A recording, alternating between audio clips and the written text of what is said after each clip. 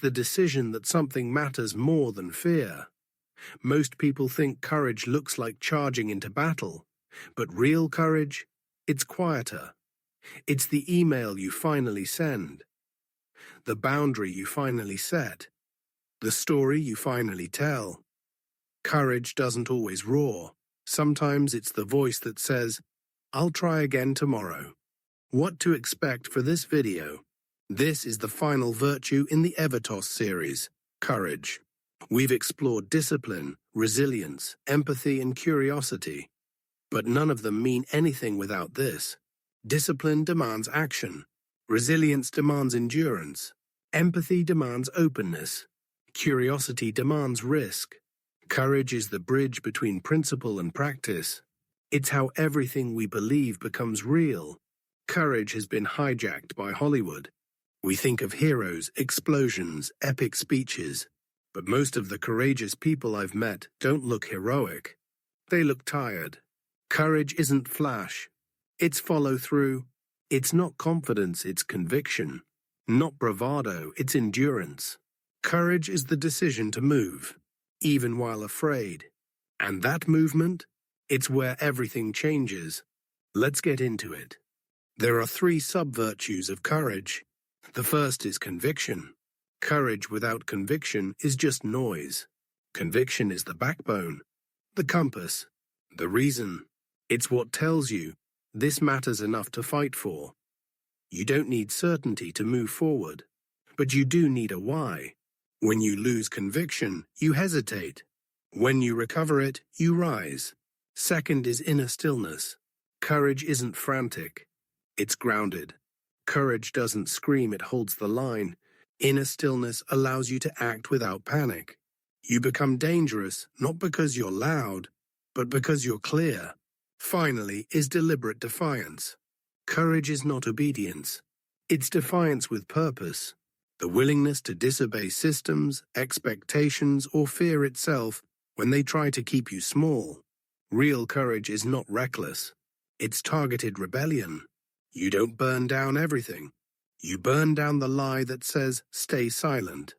Here's what courage actually requires. Fear tolerance. You don't eliminate fear. You build tolerance for it.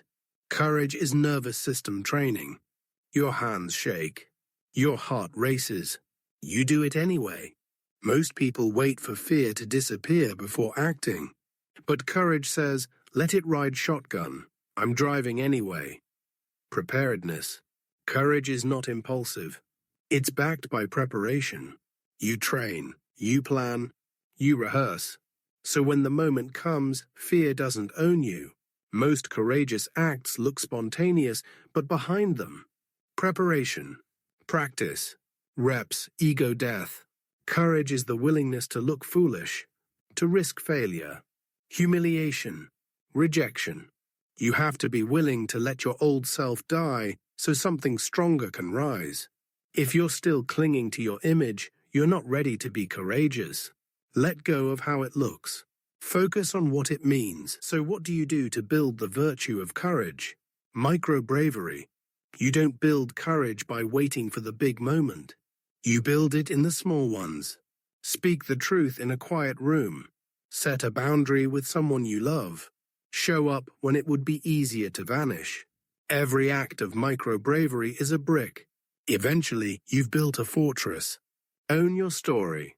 Courage means telling the truth about yourself, not just the shiny version, the full one. Your losses, your shame, your regret. Courage says, this is me, and I'm still here. No armor, no performance, just presence. Do things scared. Don't wait to feel brave. That day might never come. Act while scared. Speak while trembling. Move with your knees shaking. If you do it anyway, that's courage. Beware. There are some things that douse courage. Arguably most common is perfectionism. Waiting to be ready is a death sentence for courage. Perfectionism keeps you planning but never acting. Courage says, I might not be perfect, but I'm showing up anyway. Silencing yourself is another way to baffle your courage. Most people censor their own voice long before anyone else does. You talk yourself out of hard conversations, out of risk, out of honesty. Courage refuses to shrink to fit the room. Pervasive as anything else is bitterness. Courage gets weaker when you stop believing it matters, when you let cynicism choke hope.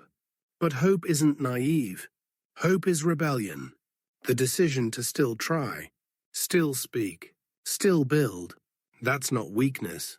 That's the most courageous thing of all. Here's some practical ways to cultivate courage.